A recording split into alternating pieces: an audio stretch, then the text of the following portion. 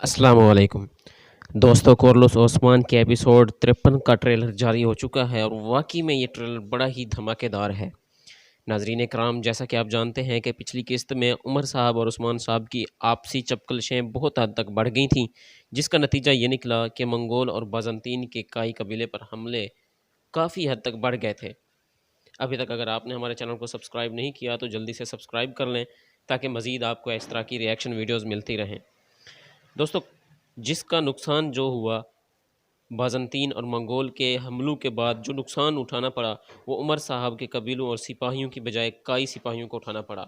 लेकिन जो ही इस सब का एहसास शेख इदबाली को हुआ तो उन्होंने दोनों सरदारों को बुला भेजा और उनमें सुलह करानी चाहिए। और सुलह और डायलाग का नतीजा ये निकला कि उस्मान साहब को वो सबूत मिल गया, वो कलियू मिल गया जिसका इंतज़ार वो बरसों से कर रहा था, यानी कि दुंदार की गद्दारी का सबूत।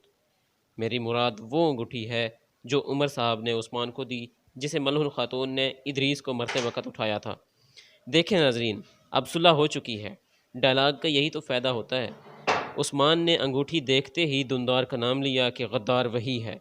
अब सवाल ये पैदा होता है कि वो उसको सज़ा किस तरह देगा। तो यकीनन ज़ाहिर है उस्मान जो है वो घात लगाने का माहिर है। वो एक तीर से 3-4 शिकार खेलने की कोशिश करेगा। उस्मान यकीनन एक ऐसी घात लगाएंगे जिसमें वो बैक वक्त दुंदार को भी फंसा लेंगे और ताजरों को भी, लेकिन निकोला को भी वो फंसाने की कोशिश करेंगे, लेकिन निकोला फिर भी हाथों से निकलता हुआ नज़र आ रहा है। हाँ, निकोला को नुकसान ये होगा कि काफ़ी बाज़ंतीनी सिपाही मरते हुए आपको अगले किस्त में नज़र आएंगे। नाजरीन, उस्मान कहता है कि सरदारी का ओहदा ऐसा है जिसमें गैर तो गैर अगर कोई अपना भी गद्दारी करे तो सरदारी में कोई रहम नहीं देखा जाता। अगर कोई सरदार है और रहम करे तो यकीनन फिर रियासत के लिए मुश्किल पैदा होती है कि वो आगे चल सके। ज़ाहिर है जो गद्दारों से रहम करते हैं वो मज़लूमों और बेगुनाहों पर जुल्म करते हैं। और नाजरीन, अगर हकीकत में आप देखें तो यही सूरत हाल आज पाकिस्तान की है, क्योंकि यहाँ अमीर को प्रोटेक्शन दी जाती है तो गरीब पर जुल्म आम है। लेकिन दोस्तों, वापस आते हैं किस्त की जानिब। दुंदार को उसकी गद्दारी का इल्म हो जाता है तो वो भाग कर निकोला के यहाँ पनाह लेता है।